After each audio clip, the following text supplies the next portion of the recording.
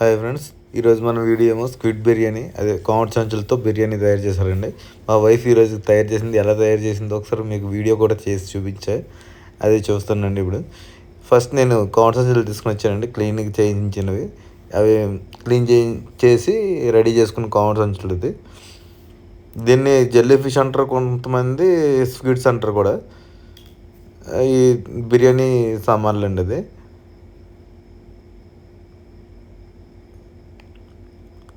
ఇవి పచ్చిమిర్చి, పుదీనా, అల్లం వెల్లుల్లి 3 కలిపి మిక్స్ అండి అది.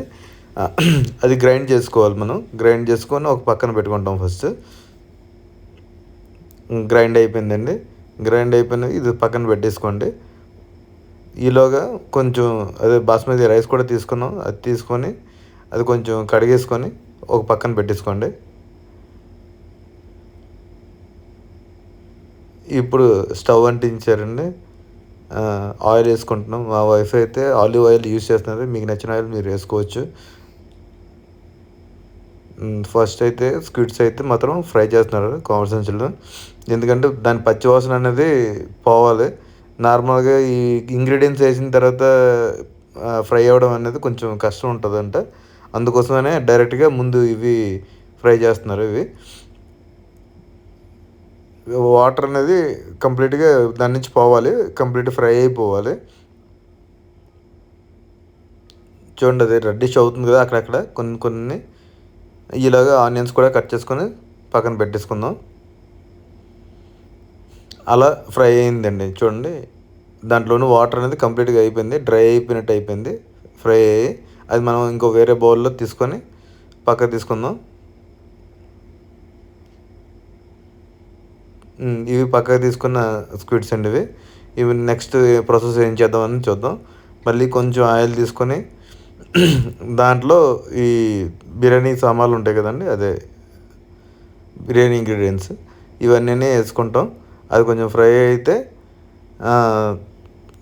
ఫ్రై అయిన తర్వాత ఏం చేయాలని నెక్స్ట్ ప్రొసీజర్ చెప్తాను. ఆనియన్స్ కట్ చేసి వేసుకుంటారు, దాంట్లో కట్ చేసినవి ఆనియన్స్ కూడా వేసుకున్నాం కదా. ఇదే దీంట్లో ఎందుకు చేస్తామంటే దీంట్లో కొంచెం దాని తలక టేస్ట్ అనేది దిగుతుందని, అంతే, ఇంకేం కాదు. వేరే దాంట్లో కూడా చేసుకోవచ్చు, వేరే అంటే వేరే కుక్కర్లోనో వేరే కడాయిలోనో ఇంకో దాంట్లో కూడా చేసుకోవచ్చు.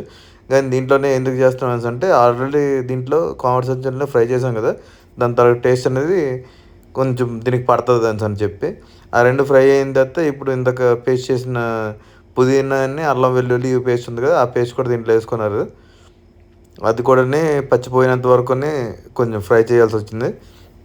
ఫ్రై అయిన తర్వాత స్క్విడ్స్ ఉన్నాయి కదా ఇంతకు ముందు ఫ్రై చేసుకున్నవి, అవి దాంట్లో వేసుకొని కొంచెం ఫ్రై అయినంత వరకు కొంచెం తిప్పుకొని ఇప్పుడు కొంతసేపు అయిన తర్వాత ఫ్రై అయినంత వరకు లైట్గా ఈ పచ్చి అంతా పోయినంత వరకు కాసేపు ఉంచి ఈ తరక ఉప్పు, కారం, పసుపు, ఈ ధనియాల పొడి, బిర్యానీ మసాలా పేస్ట్ ఇవన్నీ దాంట్లో రుచికి సరిపోయినంత వేసుకోవాలి.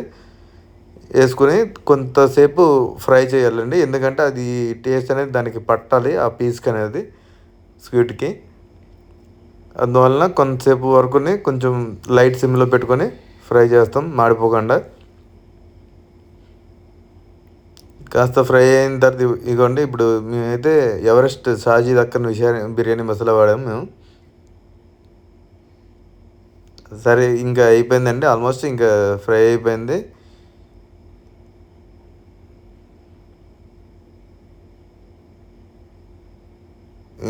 అయిపోయిందండి ఇంకా ఆల్మోస్ట్. ఇప్పుడు రైస్ ఉంటుంది కదా, మనం ఇంతకుముందు కడిగి పెట్టుకున్న రైస్, అది దీంట్లో వేసుకొని సాల్ట్ అవి సరిపోయిందో లేదో ఒకసారి చెక్ చేసుకొని అయిపోయినట్టే. ఇంకా బిర్యానీ ఇంకా మూత పెట్టేసుకోవడమే కుక్కర్ది. మేమైతే మా వైఫ్ అయితే కసూరి మెంతి ఏదో కసూరి మెంతి అనుకుంటా, ఈ ఆకు అనేది వేసింది, కసూరి మెంతి. ఇంకా సరే, ఇంకా టేస్ట్ చేసుకొని ఇంకా ఉప్పు ఏమైనా సరిపోయింది అంటే కుక్కర్ మూత పెట్టేసుకోవడమే. ఒక 2 విజిల్స్ వచ్చిన తర్వాత కుక్కర్ మూత తీసుకొని చూడండి, ఓకే, బిర్యానీ బాగానే వచ్చింది. విడివిడిగా ఉంది చూడండి. బిర్యానీ అయితే ఫైనల్గా ఇలా వచ్చిందండి. ఎక్సలెంట్గా ఉంది బిర్యానీ. నేను ఇదే ఫస్ట్ టైం తిన్నాను కానీ చాలా టేస్టీగా ఉంది అసలు. Okay friends, thank you for watching.